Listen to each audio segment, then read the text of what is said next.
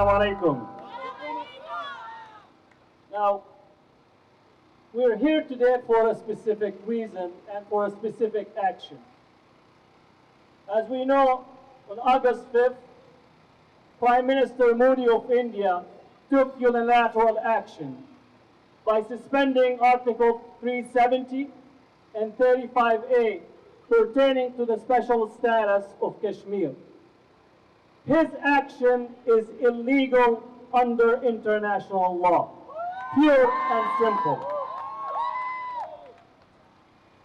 There is a host of international law resolutions from the United Nations that govern how Kashmir needs to be handled.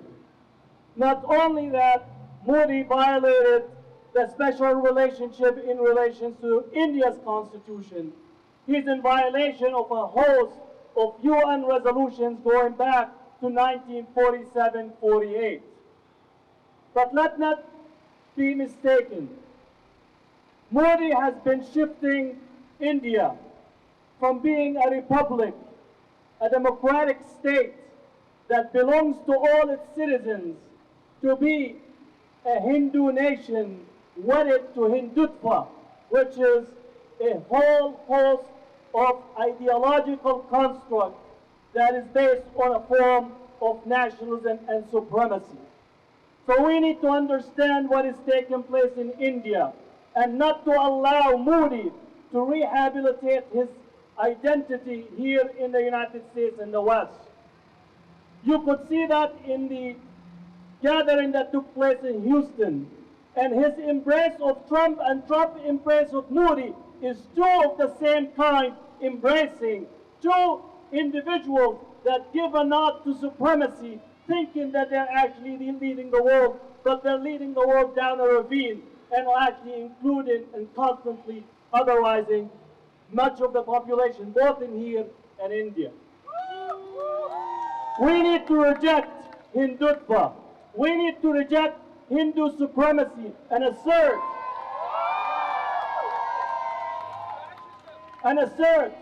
if India wants to be a democracy, it has to live up to the standard of a democratic state.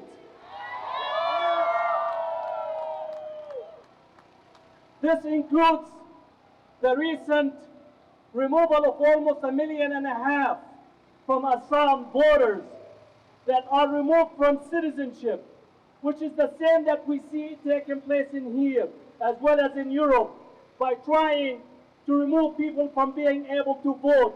And if you are unable to vote, you lose your sense of freedom and belonging. So we need to assert that, again, if India wants to be a democracy, it has to give the right to people to vote and can't play gerrymandering and try to actually remove people from voting to actually have a basic understanding of how to live their life. So we need to challenge them when they say they're a democracy. You need to live up to the democracy. And I'm not idealizing democracy, but just if you say that you're a democracy, there's a conditions by which you live as a democracy. We need to challenge them on that.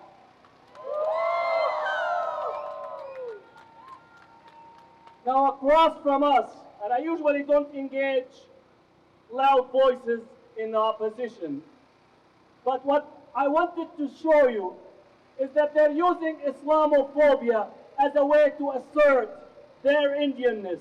And I say it's a shame on you, shame on the legacy of India, shame on those who actually challenge. It's shame on those who challenge the British colonialism by bringing Hindu, Muslims, Sikh, and everyone else to challenge British colonialism. Today, we're seeing them using Islamophobia to try to assert a Hindu ideology and Hindu supremacy, and we need to take into account of this.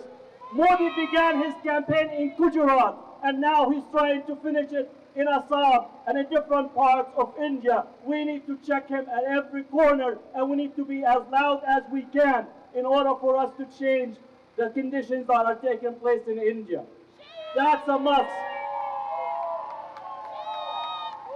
Now, something that you need to know, India has become one of the largest purchasers of weapons.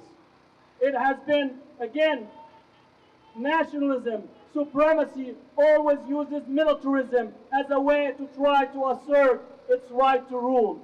India has been spending massively, and therefore don't be surprised that some of our nationalists and supremacists in this country who celebrate selling of weapons are also embracing Modi because they all are within the military-industrial complex. So we need to articulate this to people that when we say we are for peace, for justice, we are actually against militarism, against weapons of mass destruction, against using nationalism as a way to kill and separate people. And we need to understand this. That's a process that needs to engage. Now today I'm speaking to you as a Palestinian from the American Muslims for Palestine. But let not be mistaken. The situation in Palestine, in Kashmir, in Myanmar, with the Uyghur in China or other places, we are dealing with the basic human rights. You don't need to be a Palestinian or a Kashmiri to actually advocate for human rights, basic human rights.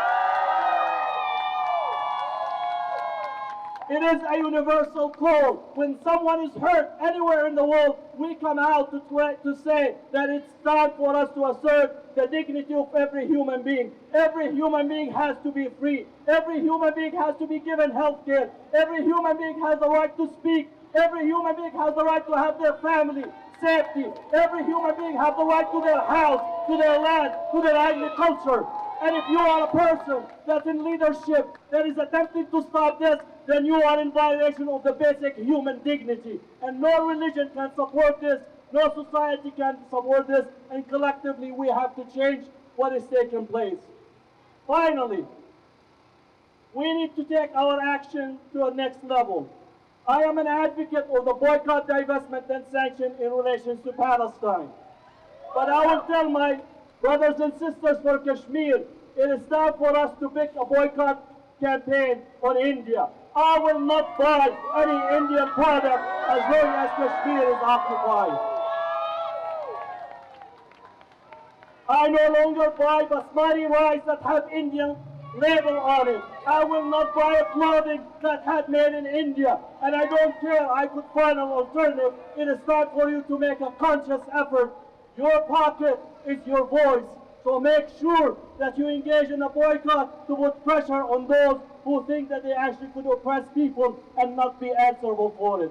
I am with you if you launch this campaign, and I will help you and march with you wherever that takes place. It is time for us to make a difference in what is taking place. Free Kashmir, free Kashmir, Azadi, Azadi, Azadi, Azadi, Azadi. Assalamu alaikum.